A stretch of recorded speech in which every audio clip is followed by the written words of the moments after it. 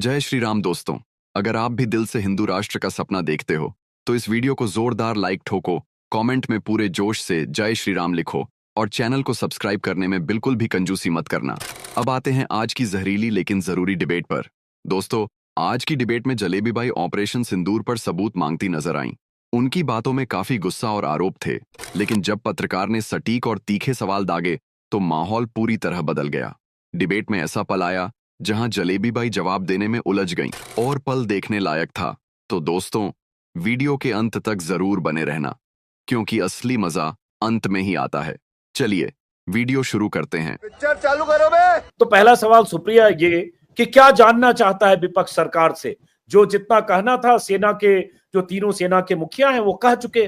Good question. Chief of defence staff general Anil Chauhan ji का जो बयान आया, जिसमें उन्होंने ये माना कि हाँ हमें नुकसान हुआ पहले दिन, और उसके बाद हम पीछे हटे, हमने रणनीति बनाई नहीं, और हमने फिर पाकिस्तान में काफी अंदर घुसकर अटैक किया उनके एयर बेसिस को।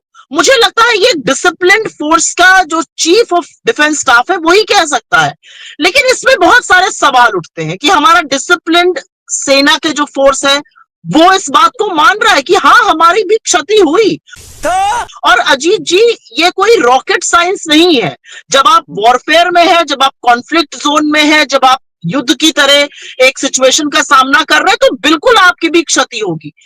उसी में ये पूछा जा रहा है कि सरकार क्या छिपाने की कोशिश कर रही है, लीपापोती किस बात की जा रही है।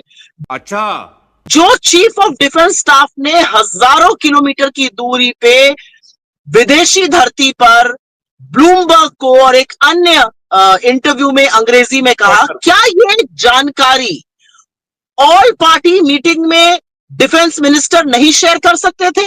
क्या ये जानकारी खुद प्रधानमंत्री को मौजूद होकर ऑल पार्टी डिफेंस और ऑल पार्टी मीटिंग में नहीं शेयर करनी चाहिए थी जहां वो नहीं गए? मुझे लगता है हम एक लोकतंत्र हैं और ऐसे में जनता के मन में सवाल आएंगे। उन सवालों का जवाब हमारे चीफ ऑफ डिफेंस स्टाफ बड़ी कैटेगोरिकली और बड़ी स्पष्टता से दे रहे हैं, लेकिन हमारी सरकार कुछ लीपापूती करती हुई, कुछ छुपाती हुई, अजीब सा व्यवहार करती हुई दिख रही है। हमारे मतलब आपको मत सिखा, चल। और उसी से और भी सवाल खड़े होते हैं। दुनिया भर के अखबार कुछ लिख रहे हैं, हमें उससे कोई मतलब नहीं है, लेकिन हमारे चीफ ऑफ डिफेंस स्टाफ जब कुछ कहते हैं और सरकार उसके विपरीत काम करती है तो बहुत सारे सवाल खड़े होंगे।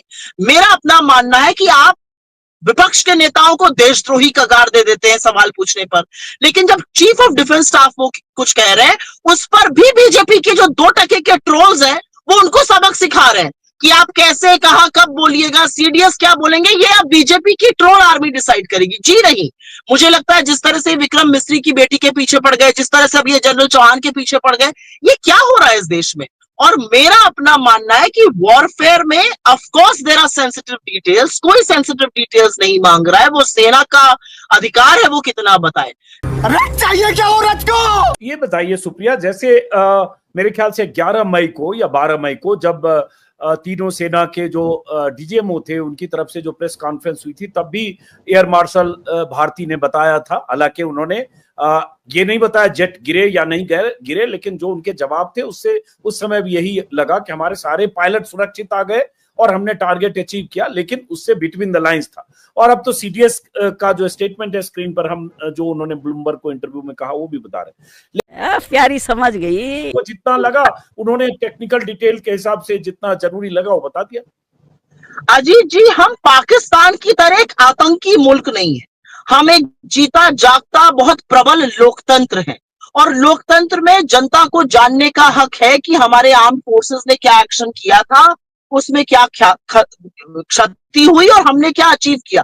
अच्छा, हमने बहुत कुछ अचीव किया, हमने तमाम टेरर कैंप्स डिस्ट्रॉय किए, हमने पाकिस्तान को अंदर घुस के सबक सिखाया।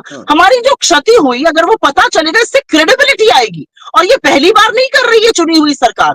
1962 में युद्ध के दौरान संसद का सत्र बुलाया गया था।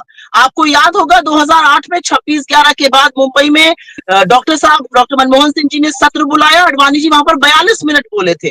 ठीक है, से दिखता है कि सरकार सबको एक साथ लेकर, विश्वास में लेकर चलने को तैयार है। जब सरकार लुका छिपी खेलती है तो संदेह पैदा करती है, और यह संदेह सिर्फ देश के लिए नहीं, ये सेना के लिए हानिकारक है। सेना के जाबाज ऑफिसर्स गए और अगर कोई क्षति हुई तो कोई बात नहीं, उन्होंने अपनी जान की बाजी लगाकर पाकिस्तान को लेसन पढ़ाया। जब आप उसको छिपाने की, उस पर लीपापोती की कोशिश करते हैं तो कहीं पर आप सेना को भी बैकफुट पे करने की कोशिश कर रहे हैं। और हमारी सेना बहुत जाबाज है, उनके साथ ऐसा बिल्कुल मत करिए। अब एक काउंटर सवाल है, आपने कहा कि जरूरी है कि सच सामने आए, तो क्या सच चाहते हो आप? क्या चाहते हो कि ऑल पार्टी मीटिंग बुलाएं या पार्लियामेंट का विशेष सत्र बुलाएं और उसमें 16 घंटे 20 घंटे दोनों तरफ से अपने भाषण हो और सरकार ये बताए कि कितना जेट लॉस हुआ और क्या हुआ? क्या चाहते हो आप? जरा कैटेगोरिकली समझ। सच जानना चाहते हैं, हम वही सच जानना चाहते हैं जो 1962 में अटल बिहारी वाजपेयी जी वॉर के चलते हुए जानना चाहते थे। हम वही सच जानना चाहते हैं जो लाल कृष्ण आडवाणी जी 2008 में जानना चाहते थे। हम सिर्फ वो सच जानना चाहते हैं जो इस देश को जानने का हक है। देखिए, सवाल उठाने वालों को देशद्रोही कह देना ये इस देश की तरबियत नहीं है। ये देश ऐसे उसूलों पर नहीं बना है। सवाल उठाए जाएंगे क्योंकि लोकतंत्र में सवाल उठाने जरूरी है, सरकार से ही सवाल पूछा जाएगा तो करना।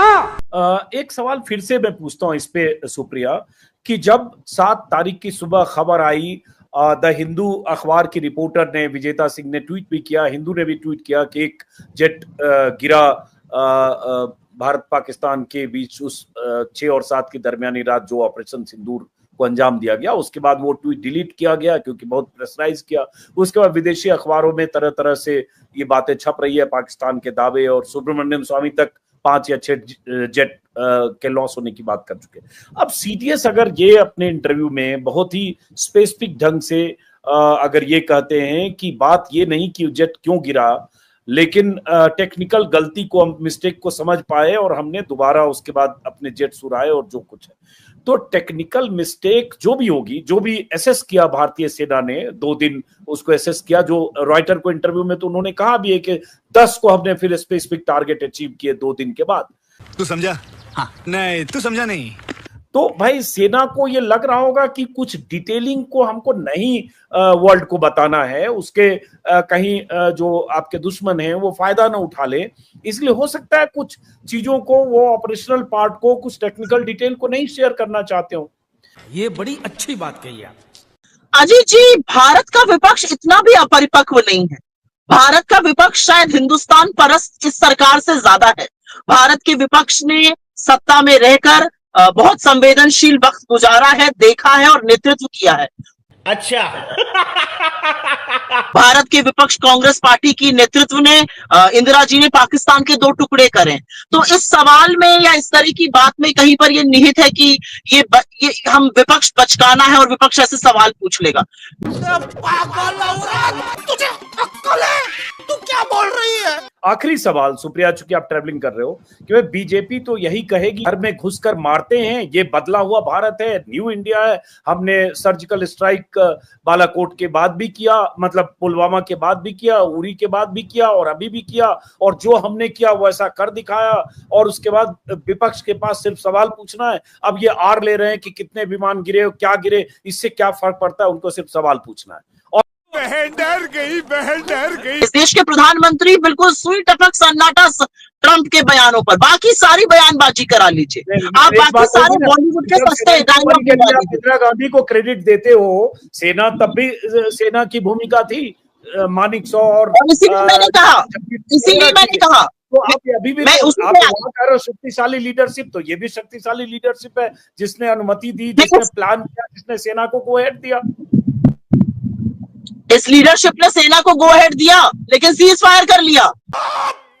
चुप हो जा, 7वीं फेल। अगर सेना को ढील दे देते, धैर्य रखते, छूट देते सेना को, तो सेना पाकिस्तान को विश्व के नक्शे से हटा देती। ये मेरा प्रबल विश्वास है। मोदी जी ने क्यों धैर्य खोया? मोदी जी क्यों ट्रंप के प्रभाव में आए? इस सज्जन को क्या तकलीफ है भाई? क्यों ट्रेड के चलते डील करी? और असलियत ये है, देखिए अजीत जी, ये राजनीति करने का वक्त नहीं है। नहीं तो फिर अगर गड़े मुर्दे उखाड़ने पर हम आ गए तो हम भी कहेंगे 26/11 के बाद। चुप साली, बकवास करती है हरामखोर, चीर के रख दूंगा।